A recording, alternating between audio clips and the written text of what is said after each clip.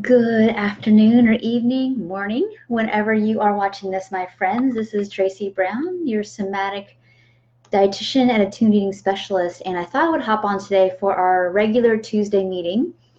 And I wanted to talk about kind of one of those topics where nobody wants to admit that we get worried about or freak out about a little bit, but sometimes we do.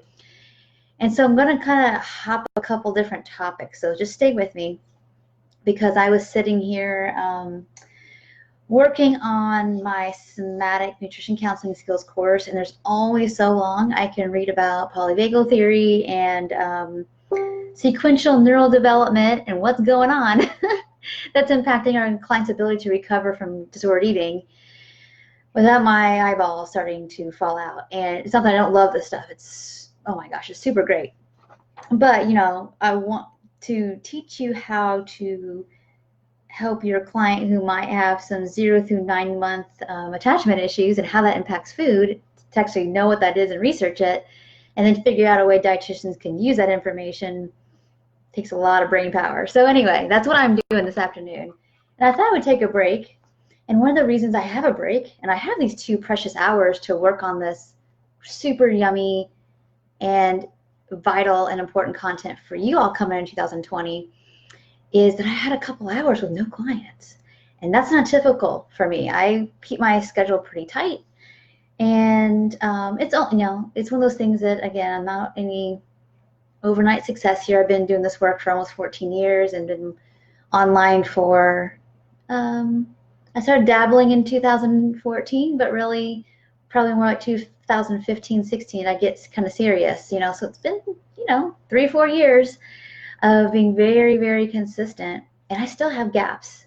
And it's this time of year where people, I can testify to this just because of, I'm noticing for myself personally, a decrease in inquiry calls and a decrease in people booking usually that moment. And typically I have a pretty good, I have a very good actually,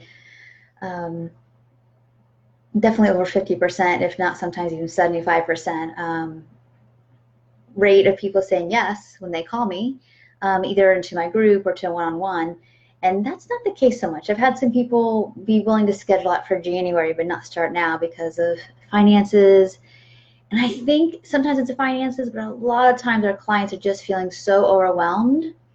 There's this idea of like, let me do the thing, whatever activities they have to do or whatever they think is more pressing than their own mental and physical and emotional health, and we'll get back to it. So just want y'all to keep that in mind, that if you're having more variability in your schedule or more gaps in your schedule, sometimes it is seasonal.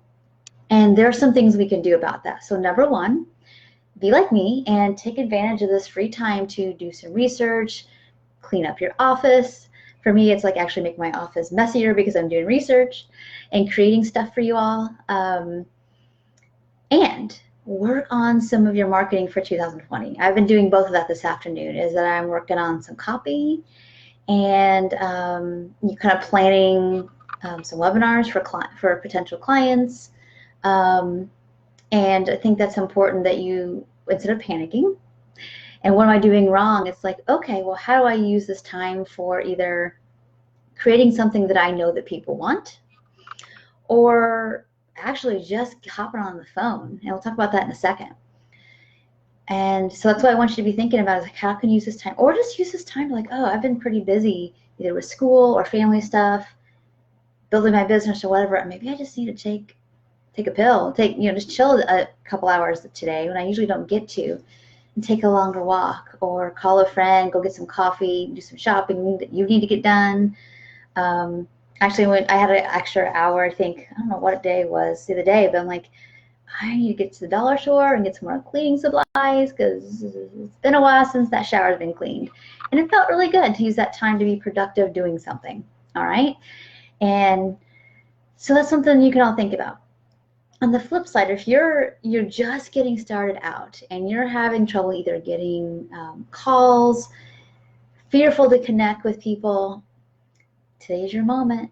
I'm going to challenge you to offer something to people that you think they would find really valuable. So if you don't know what your audience, whether your email list, or if you don't know what the people in your community locally want, it's time to get on the phone and start asking people. So let's say they've had somebody reach out to you in the last 3 months. If you've got a list of that, which I highly recommend you do, you have like a little spreadsheet of like person who called you, their name, their email, how they found you, and maybe they didn't work with you for whatever reason, timing, finances, whatever. Maybe just give them a call back and say, hey, I would love, can I get 5 minutes of your time? And I would just love to hear from you what made you decide not to kind of work with me to help you with your relationship with food. And not trying to sell you anything. I just want to make sure that I'm offering and being of the best service as possible to you. And I'm wondering what you needed. You might be surprised that people might just love to be asked their opinion. You never know. And somebody might decide to sign up with you. Something else you might do is,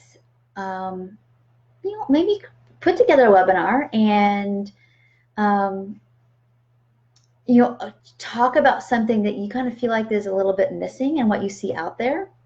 And again, this could be online, or this could be something in your community. If it's not a webinar, it could be, I know things are busy, but maybe schedule for like the week after the holidays, where it's like, if you're trying to like not go back on a diet and you want some support to do that, maybe if it's maybe it's just a free meetup or whatever, and it is just going to help you get your name out there a little bit, to like say, hey, I know this is the hardest thing to resist, and you can make it about one little topic, and it can be a 30-minute talk, and it just be about diet FOMO. So I just want to challenge you to feel like, what am I noticing that people are struggling, whether in my community or online, and can I offer that? And I can offer it very either free or cheaply, just to kind of help, could be top of mind for when the new year starts and people are more ready and more settled, or maybe right now, because a lot of times people take the holidays off and they just try to like relax. And for a lot of people, they're making their plans for what's next the week after Christmas. And I know certainly I've been kind of thinking about it for the last 2 months, like what's happening for me 2020, what trainings I'm going to take, what projects I'm going to offer, what things I need to finish up, looking at what worked, what didn't work. So I've got my 1 year kind of coaching already kind of planned out for myself, for my business.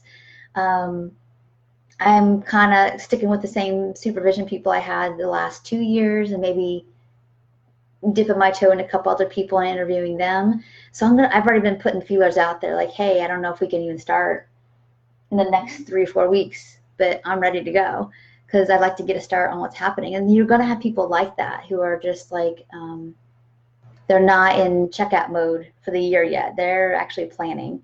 And you might actually know some people who are ready to do that. Maybe that's you, So I just want to keep you up to date with, like, if you have people, and this is the one last thing I was going to offer, because I know I actually have a lot of people that don't work with me for cost reasons, and this is super controversial. Most people, business people, will not recommend that you do this.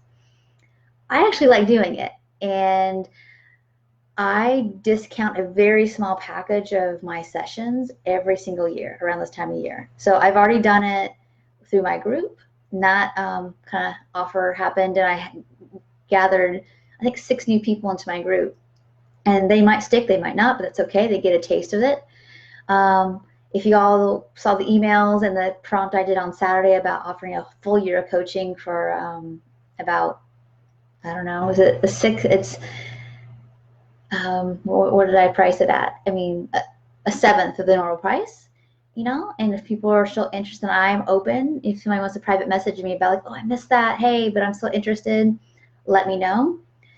And like I said, I'm working on my somatic course and my supervision community for 2020 now. And so if anybody's interested in those courses, let me know. So the supervision courses, not course, but it's going to be a community where, there's a lot of courses out there that teach skills, which I have that too. And that's going to be included free in the supervision community. So I have a 12-week course that's just going to be part of that community, because I know that the way I think we learn better, honestly, is experiential and practicing and role playing as well. So my whole supervision community is going to be about getting our hands in there. And we're not going to be watching a bunch of webinars. We are going to be doing it. And I think that what this makes it unique and special is that, I want to get my hands in there with you to help you ask questions and feel that in your system. So when a client is scared and you're in that moment, you don't freeze, because I want you to have some practice with me being really uncomfortable. So in the moment, you're not as uncomfortable. I think that's the name of the game in doing this work. And so finally, the somatic course is going to come out late January. I'm actually working on kind of changing my slides up from this fall, because I had it, and now that I kind of gone through, it's like I'm going to change up some stuff and actually complicate it less and do more practice time again, just like I'm doing with the membership, the supervision membership next spring. So what I'm doing with my time when I'm not as booked, because I get some space to offer really good stuff to you all. And so lastly, what I was going to mention about clients is that I'm offering to clients, and if you want to look at some stuff, if you're on my regular email list, it's not going to be offered on social, it's just on my email list. But if basically I'm offering most of my sessions at a certain price, and I'm offering a pretty big discount on a set of 3 and a set of 6. So people get a taste of some constancy and what that can do for their nervous system or their food. And oftentimes people don't do that because they get a little bit like, if this, I can't fix this in one session, I don't want to go there. But this gives people a chance to kind of get a taste of, like, you got to let the onion lay and peel a little bit to start to see some progress. So most business coaches will not recommend you do that, but I do it every year because I like giving and it's super fun. And I like people getting a chance. And I've had some people that bought, 6 to 10 sessions, and they spread them out all over last year because they didn't need me like week to week anymore, but they wanted those check-ins throughout the year. And it was so thrilling. I finished up with a lady last week who had bought, I think, 6 sessions, and she spread them out every 2 months. That's all she really needed, but she wanted to check in with somebody who was non-diet, because she'd already had a really good recovery, but she just wanted like a touch base. And we finished up that 6th session of 6 that she bought last December last week. It was super fun knowing that she got a whole year of knowing somebody was there for her when she was ready to reach out. And so that might be something you offer too, with some discounted sessions, knowing that, like, this is the only time of year I do this. So it is like, I do it only once a year because I don't want to dilute the value of what I offer. But I also want to give people a gift and a chance, if they're willing to take the risk now to get in on it. And so think about it in that way. What is something that people have said they want from you, but they don't have the time, the money, whatever, and create that and offer that, and maybe just do it low cost, just to get some confidence that people will buy stuff from you. And then if it's just the time of the year where it's like people are counseling more, I'm not sure what that's about, check in with them about it. I had a client that yesterday tried to cancel her appointment with me today because something came up and she couldn't do a video. And I'm like, well, let's do the phone call. You're in the car driving home for 4 hours. Let's talk. And that session it was the best session we've ever had. This is like our 4th or 5th session. And I think the pressure of having a choice, the pressure off of like having only one way, because people get really locked into their all or nothing thinking about how things go. But I offered her some options to make it work, and it didn't impede on my schedule. I can just sit here in my chair and be on the phone, whether I can be on the video. And it's not like it's our every session. Made it work for her, and it was fabulous. So ask your clients questions like, what's going on for you? How can I make it easier to keep up your consistency? Because I get excited about every session with clients, because I know that, wow, this could be the session with another breakthrough. They could get the thing. They could like go a step deeper. And so I get excited. And I think some of that enthusiasm versus when they call like, oh, I can't meet. I'm like, okay, what's going on here? This is an opportunity to reach out to them and see what's up. You could be the person like that helps them see what's possible when they just kind of push through some discomfort, whether it's because of overscheduling themselves or just learning how to be flexible, So I hope this video was helpful. Again, Tuesdays I've been doing the kind of the business building without feeling icky sessions for you all, and I hope this was helpful to you. If it was, please put in the comments below what you learned from this.